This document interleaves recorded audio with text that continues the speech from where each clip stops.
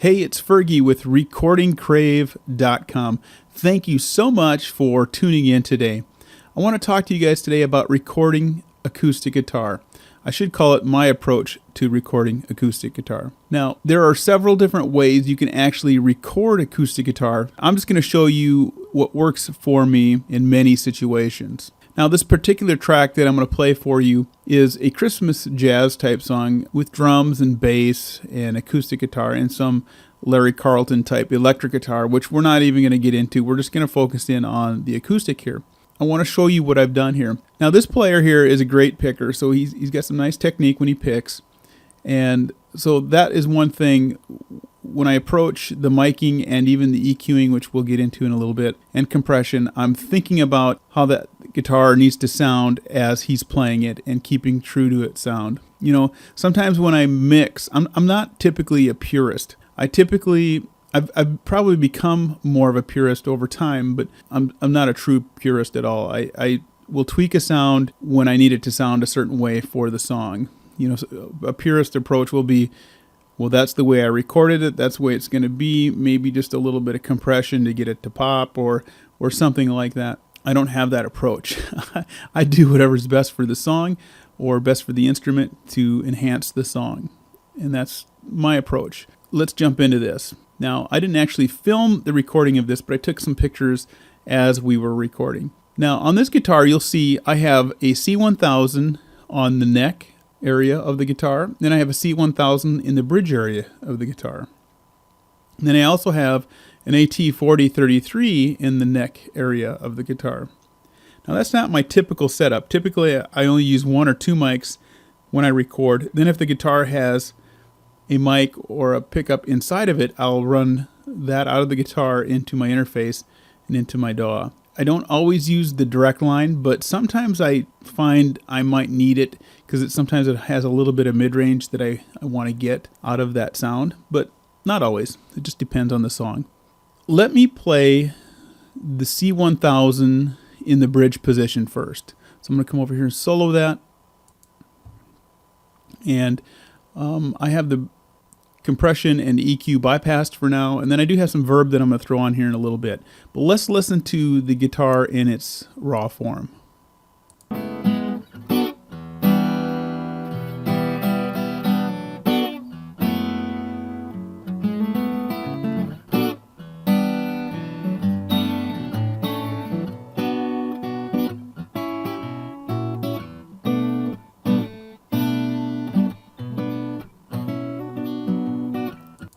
Sounds pretty good. You know, it's not a flat sound, but there's no real pop in the presence, and there's no real meat on the bottom. It's just got a nice mid-range quality about it.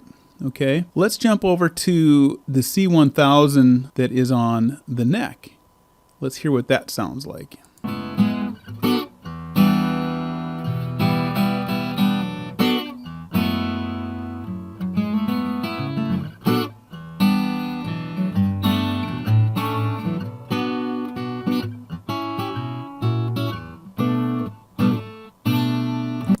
You'll hear right away it's got a little more presence on the top end, and the low and the mid cuts through pretty good too, but the presence is what I really notice right away. What I'm going to do is I'm going to play both tracks. Well, I'm going to play the C1000 on the neck, and then I'm going to jump over to the C1000 on the bridge so we can hear it as it's playing.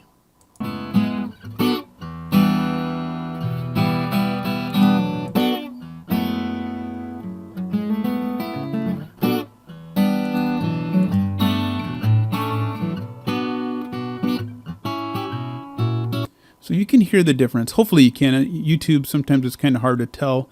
And then even with my video recording software, some of the pure sound gets lost in the translation or whatever you want to call it. Let me play the AT4033 and compare it with the C1000s.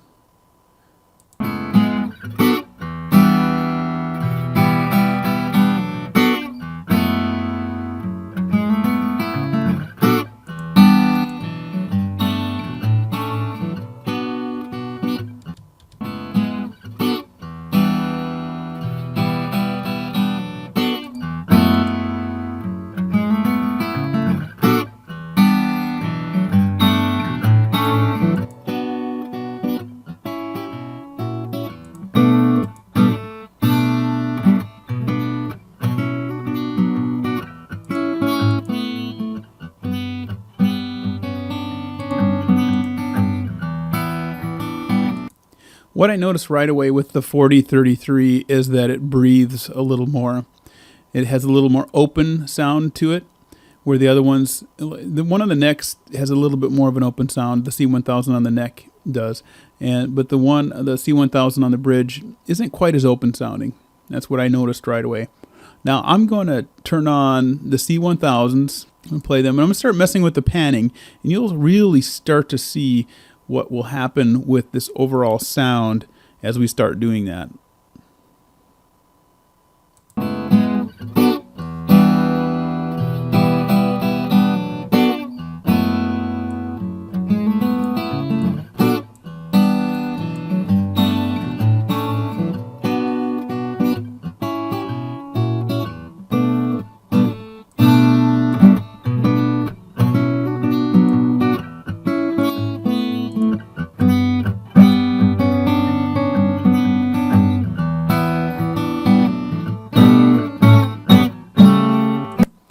You can hear right away the sound just got bigger. It didn't sound so muddled and squished. When we panned it, all the frequencies, it was almost like they were lining up saying, here I am, look how great I sound. So the panning really works when you're using multiple mics. I panned the C1000s hard left and hard right, and then the 4033 I'm running about 1:30, 2 o'clock, somewhere in there. And that seems to work pretty good. What I did was I put some compression on the guitars to not so much tame them, because I want the guitar to have that open sound, and when he plucks the strings, I don't want him to compress them. I just want him to actually just reinforce what they're doing, actually. So I'm using the T-Rax 1176, or they call it the Black 76, on this particular track here. Now I have many of the compressors that are out there. I have the Chris Lord Algae, the Slate compressors, the ones that come with Pro Tools, and some others. And what I find is a lot of time I'll use this 1176 on many different things, because I find it breathes, this particular 1176 breathes a little more than some of the other ones that are out there. So I kind of use this a lot if I'm hearing a track that I want it to open up a little bit. This guy works for me a lot of the time. So let's engage these. And here are the tracks with all the compressors engaged.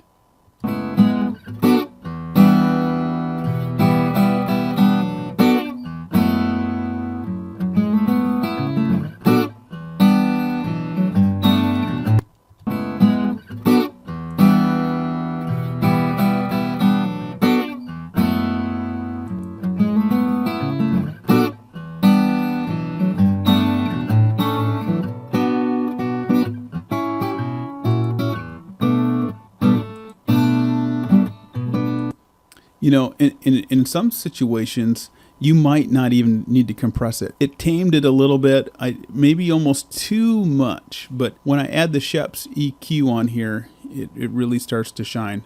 So I'm going to turn the Schepps EQ. Let me open that up. I think the EQ is pretty closely matched all the way through. Okay, now let me play the track.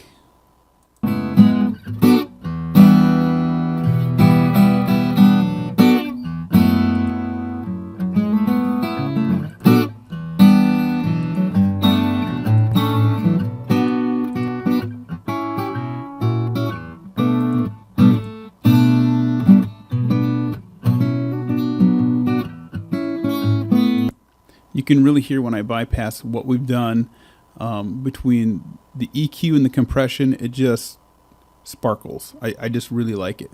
Now we're going to put a little cream on top by putting some verb on there. Here again, I'm using the T-Rax verb, and this is the classic plate verb, and I'm just using a stock patch called Vintage Plate, and I tweaked it just a little bit, not a whole lot. This is an outstanding reverb that they have put together. Some of them some of the presets are okay, but if you tweak them just a little bit, they're outstanding. So let me play this track with the verb on.